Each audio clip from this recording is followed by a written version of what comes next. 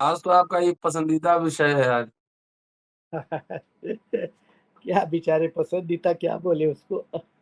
चलो। ओके। शुरू शुरू करते हैं। हाँ। 11 जुलाई 2006 मुंबई में सीरियल ब्लास्ट, 189 लोगों की मौत और 824 लोग घायल। 12 लोग गिरफ्तार किए गए, सभी के सभी मुस्लिम। ट्रायल कोर्ट से सजा हुई, कुछ को फांसी, कुछ को उम्र कैद। 19 वर्ष बाद बॉम्बे हाई कोर्ट से ये फैसला आया। इस दौरान एक व्यक्ति की मौत भी एक आरोपी की मौत भी हो गई और मुंबई हाई कोर्ट के डिवीजन बेंच ने 12 के 12 आरोपी को फ्री कर दिया है और सरकारी वकील को लताड़ लगी है कि वो आरोप साबित नहीं कर पाए। 21 जुलाई का मामला है और आज 22 जुलाई है। महाराष्ट्र सरकार पहुंची है सुप्रीम कोर्ट। सुप्रीम कोर्ट में इसकी सुनवाई होगी 24 तारीख को और 24 को जो होगा उसमें भी हम चर्चा करेंगे कि नहीं, आज ये 19 साल बाद ये मुक्त हुए हैं 12 आरोपी। आखिर 19 साल जो लाइफ का प्राइम टाइम है, उसके लिए जिम्मेदार कौन है? उसकी भरपाई कौन करेगा? तमाम पहलू पर बात हुई। कोर्ट ने क्या-क्या कहा? मुंबई हाई कोर्ट ने बरी करने से पहले उन तमाम विषयों पर विस्तार से चर्चा होगी। दोस्तों, रतनलाल बोल रहा हूँ और आप देख रहे हैं अम्बेडकर नामा। एडवोकेट सुरेश माने साहब लॉ के प्रोफेसर भी रहे हैं, पॉलिटिशियन भी हैं, एडवोकेट हैं, अभी प्रैक्टिस करते हैं मुंबई हाई कोर्ट में और उनसे समझेंगे क्योंकि ये तो ज़ाहिर है कि मुंबई में थे, हाई कोर्ट में थे, तो एक-एक बारीकी के बारे में इनको पता होगा। उनसे समझेंगे कि आखिर 19 वर्ष बाद, 6 के बाद 25 में ये फैसला क्या है, इसके मायने। स्वागत है सर, जय भीम। जय भीम। शुक्रिया प्रोफेसर साहब। जी, जैसा कि आपने जिक्र किया कि जो 7/11 2006 इसके नाम से जो जाना जाता है वो है मुंबई के वेस्टर्न रेलवे के कई जगहों पे जो सीरियल ब्लास्ट किए गए। जी, और उस सीरियल ब्लास्ट में जैसा आपने जिक्र किया लगभग 189 लोगों की मौत हो गई, 824 लोग इंजर्ड हुए, घायल हुए। और उसको लेकर देश का, बॉम्बे का एक सबसे बड़ा एटीएस स्क्वाड जिसको कहते हैं एंटी टेररिस्ट स्क्वाड, उस एटीएस स्क्वाड के माध्यम से उसकी तहकीकात की गई। और तहकीकात करने के बाद पूरा चार्जशीट दाखिल हुआ। और जब ट्रायल चली उसके लिए एक स्पेशल कोर्ट का गठन किया गया। और स्पेशल कोर्ट में 2015 में जो कुल मिला की 13 जो आरोपी थे, उस 13 आरोपी को उसमें से 5 लोगों को डेथ सेंटेंस यानी मृत्युदंड की सजा सुनाई और जी। बचे हुए 8 लोगों को आजीवन कारावास की सजा सुनाई। हुँ, और तब से 2015 से ये 13 आरोपी देश के महाराष्ट्र के विभिन्न जेलों में थे और वो अपनी सजा भुगत रहे थे। इसके दरमियान एक आरोपी की या गुनहगार की मृत्यु हो गई, तो वो बेचारा मृत्यु होने के कारण इससे छूट गया। बाकी बचे हुए जो 12, इनका मामला जब अपील के रूप से बॉम्बे हाई कोर्ट में पहुंचा तो मुंबई हाई कोर्ट ने 2015 के स्पेशल कोर्ट के फैसले को रिवाइज किया, उल्टा किया और हुँ, सारे 12 के 12 आरोपियों को बरी किया, रिहा किया। मतलब निर्दोष साबित करके उनको जेल से रिहाई भी की। अब मामला ये बना है कि ये 7/11 नाम के जो सीरियल बॉम्ब ब्लास्ट का मामला था, टेररिज्म के साथ जुड़ा हुआ मामला था। तहकीकात उसकी एंटी टेरर स्क्वाड ने की थी। इसके बावजूद जब ट्रायल कोर्ट ने लगभग 5 आरोपियों को मृत्यु की सजा सुनाई थी और 8 को आजीवन कारावास की, तो हाईकोर्ट को ये फैसला क्यों उलटना पड़ा? हुँ, हाईकोर्ट को ये फैसला क्यों रिवर्स करना पड़ा? अब उसके लिए हाईकोर्ट का एक जो ऑब्जर्वेशन है वो बहुत बड़ा महत्वपूर्ण है, और वो कहता है कि जांच एजेंसियों द्वारा जल्द में कोई गुनाह उसकी तहकीकात की गई, उसकी इन्वेस्टिगेशन की गई और आरोपियों को पकड़ा, इस तरह का इंप्रेशन देना ये पब्लिक ट्रस्ट के खिलाफ है, ये डिसेप्शन का है। मतलब एक तरह की ये धोखाधड़ी है, जनता के साथ धोखाधड़ी है। अब ये जो ऑब्जर्वेशन है ये बहुत कुछ कहता है, बहुत कुछ कहता है। इसके साथ जिन लोगों ने इस बॉम्बे हाई कोर्ट के जजमेंट के ऊपर रिएक्शन दी, उनका भी एक सवाल है। उन्होंने यही कहा कि अगर ये 12 लोग निर्दोष है तो फिर सीरियल बॉम्ब ब्लास्ट के गुनहगार कौन? सवाल ये आ गया। अगर ये निर्दोष है तो सीरियल बॉम्ब ब्लास्ट के असली गुनहगार कहाँ है? इसका और एक मतलब निकलता है कि क्या जल्दबाजी में जो सही गुनहगार नहीं थे उनको पकड़ा गया, और जो असली आरोपी थे उनकी छानबीन तक नहीं हुई, तहकीकात नहीं हुई, इन्वेस्टिगेशन नहीं हुआ। तो ये क्या पुलिस के माध्यम से, कि पुलिस कितनी एक्टिव है, सतर्क है, प्रॉम्प्ट है, ये दिखाने के लिए क्या इन्होंने इस तरह का शैडो इन्वेस्टिगेशन, शैडो मतलब एक तरफ का एक धूल फेंकने वाला जैसा इन्वेस्टिगेशन ये किया, इसका परिणाम था इन आरोपियों को रिहा करना पड़ा। अब उसमें जो इन्वेस्टिगेशन के तौर पे जो बयानात दर्ज हुए थे वो ज्यादा तो इन आरोपियों के थे, और आरोपियों के बयान होने के कारण आरोपियों के बयानों के आधार पर कोई कन्विक्शन या एक्विटल का फैसला नहीं होता है। और बहुत सारे आरोपियों ने बाद में हाईकोर्ट में ये दलीलें दी कि हमारे जो बहुत सारे बयान हैं वो टॉर्चर के कारण है, हमें टॉर्चर किया गया, हमें प्रताड़ित किया गया, और प्रताड़ित करने के कारण हमें वो मजबूरन बयान देने पड़े। अब वैसे भी पुलिस को जो भी कानूनी रूप से बयान दिया जाता है वो एडमिसिबल होता ही नहीं। कानूनी भाषा में अगर मैं कहूँ तो वो जो सीआरपीसी कानून है उसकी भाषा में अगर कहना है तो पुलिस को जो भी बयान दे वो ज़्यादा एडमिसिबल कोर्ट में नहीं होता, क्योंकि पुलिस थर्ड डिग्री का इस्तेमाल करती है, टॉर्चर का इस्तेमाल करती है, और वो इस्तेमाल करके बयान लेती है। और इसीलिए 3-4 बहुत बड़े मुद्दे उठाए गए। एक तो ऐसे जो बयानात लिए हैं जो आरोपियों के हैं उसकी अहमियत क्या है, उसकी लीगैलिटी क्या है, वो एक बड़ा मुद्दा कोर्ट के सामने उभरा। फिर जो आइडेंटिफिकेशन पीरियड होती है उसमें भी काफी कोर्ट को बहुत सारी संदिग्ध चीजें सामने आई आरोपियों के पहचान को लेकर, और उसके ऊपर भी कोर्ट का फिर संशय और बड़ा हो गया। तीसरी बात यह है कि जो भी ट्रायल के दौरान अन्य सारे सरकमस्टेंशियल एविडेंस दिए थे, परिस्थितिजन्य सबूत कहते हैं उसको, ये जो सबूत दिए थे उस सबूतों में कई तथ्य नजर नहीं आया। फिर बहुत सारे जो विटनेसेस थे, साक्षीदार थे, उसमें से बहुत से हॉस्टाइल हो गए। कई लोगों को तो याद भी नहीं आया क्योंकि मामला बहुत पुराना है।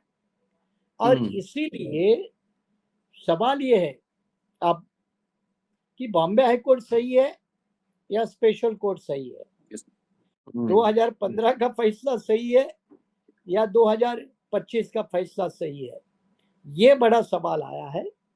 और ये सवाल सिर्फ न्यायपालिका को लेकर नहीं आया, जांच एजेंसियों को लेकर भी अभी उभरा।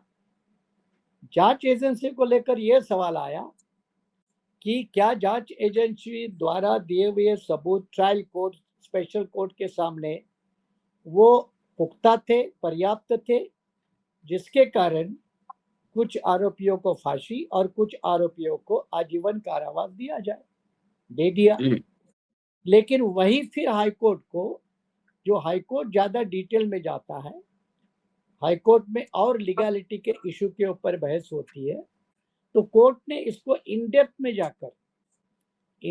जाकर देखा, तो कई सारे बातों के ऊपर कोर्ट को लगा कि ये इन्वेस्टिगेशन एक तरफ आईवॉश लगता है। ये जो भी आरोपी पकड़े गए हैं वो असल में मुजरिम नहीं लगते हैं, आरोपी नहीं लगते हैं, और इसीलिए उनको छोड़ा गया।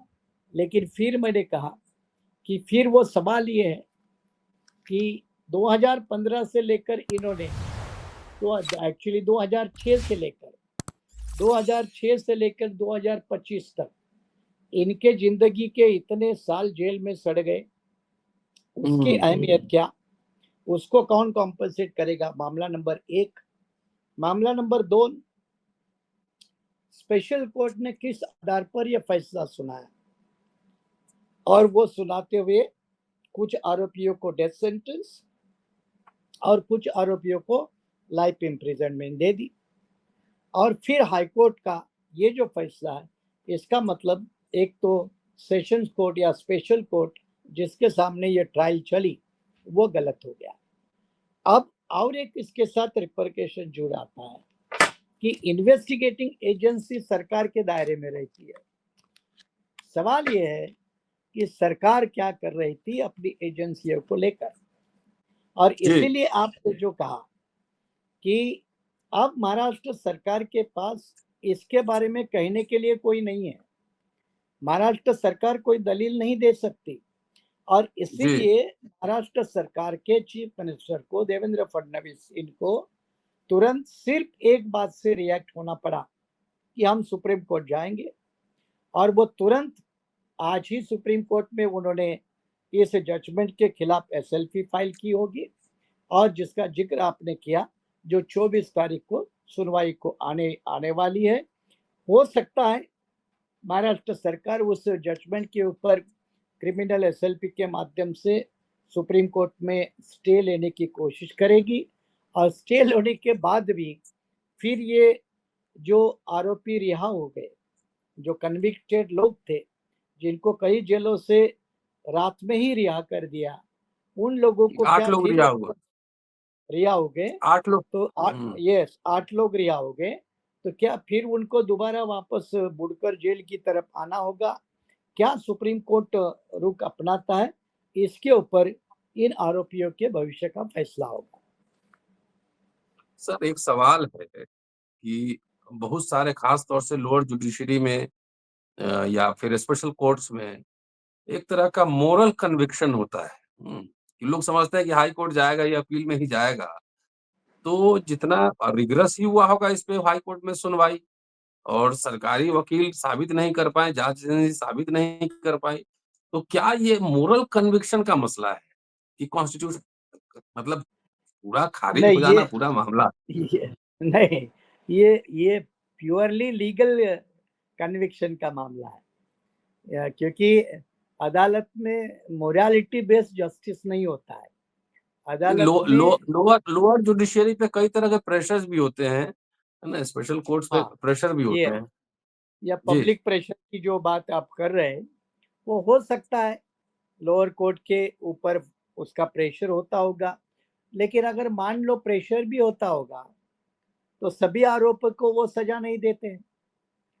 अगर हुँ, सचमुच में प्रेशर था, तो सभी के ऊपर ये सजाएं नहीं आती। फिर डेथ सेंटेंस जो आती है वो बहुत बड़ी सजा है। डेथ जी, सेंटेंस कोई छोटी मोटी तो सजा है नहीं, तो डेथ हुँ, सेंटेंस बड़ी सजा है। फिर लोअर कोर्ट में, स्पेशल कोर्ट जो था, वहाँ जो सरकारी प्रोसिक्यूटर थे, वो बहुत बड़ी अहमियत रखने वाले क्रिमिनल लॉयर है, जिनको सरकार की तरफ से नियुक्त किया था, तो वो बड़े काबिल भी लॉयर है।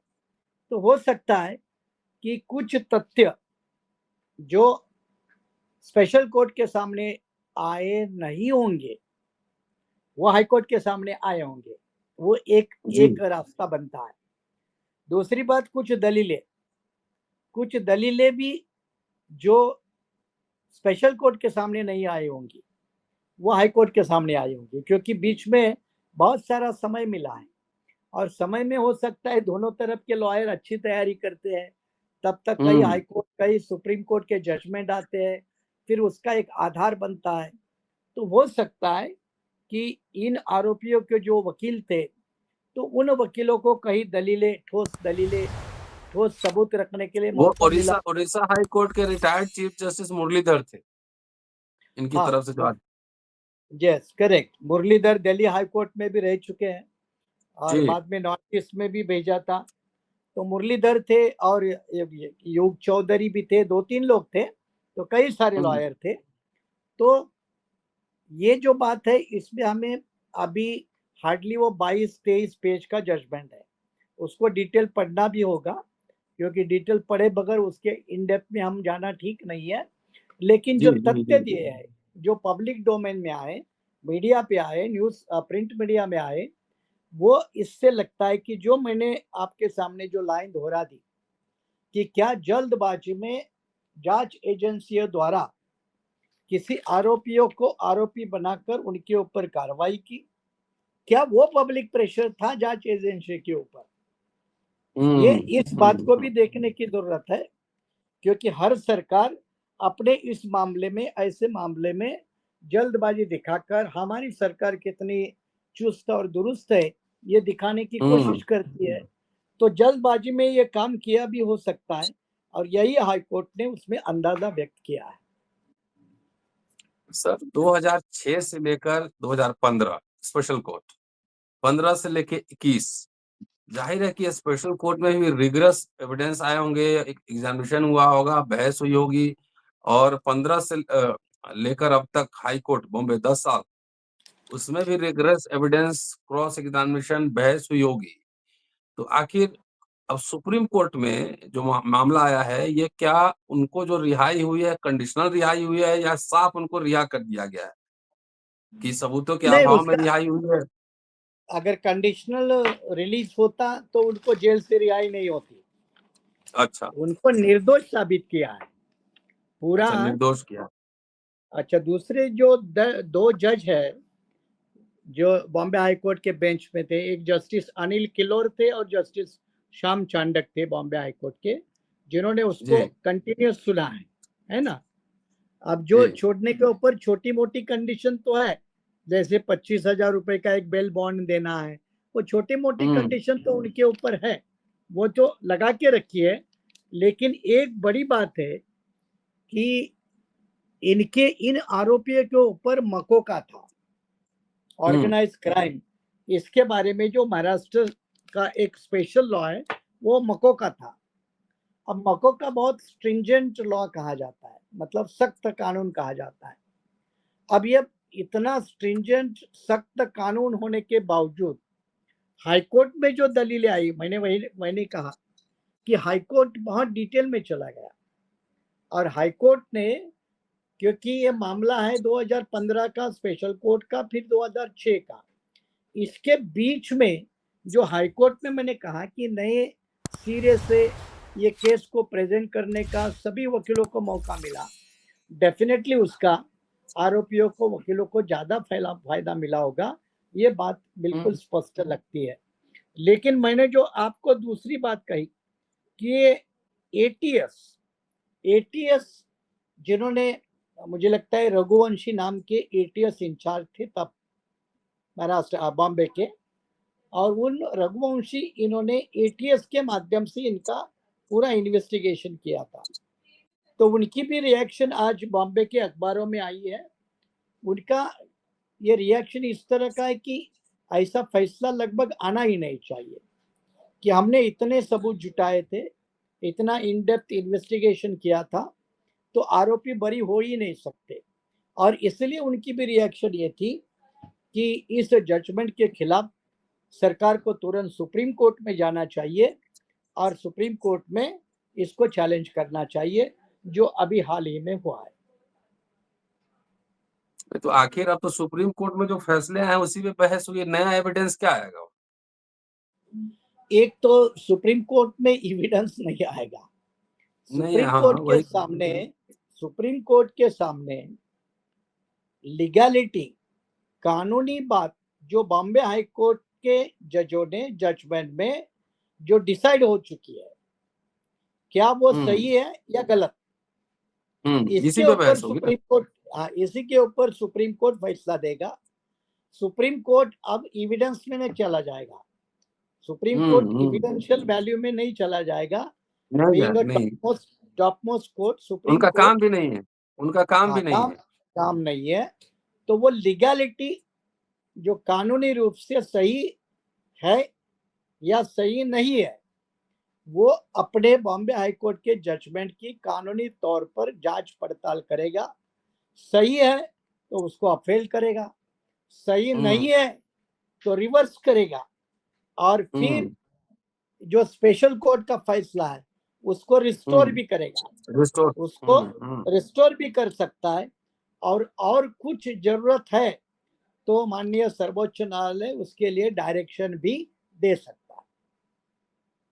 चलिए सर, बहुत-बहुत शुक्रिया। अब इसका ऑर्डर आ जाए, पूरा जजमेंट क्या है, तो माने साहब एक बार पूरा पढ़ लेंगे। 24 तारीख को सुनवाई है, तो 24 को हम लोग फिर इस मुद्दे पे चर्चा करेंगे। सुप्रीम कोर्ट में एविडेंस नहीं जाते हैं, उस पे सिर्फ लीगैलिटी पे बहस होती है। देखते हैं क्या होता है, 24 को फिर हम लोग मिलेंगे, तब तक देखते रहिए अम्बेडकर नामा।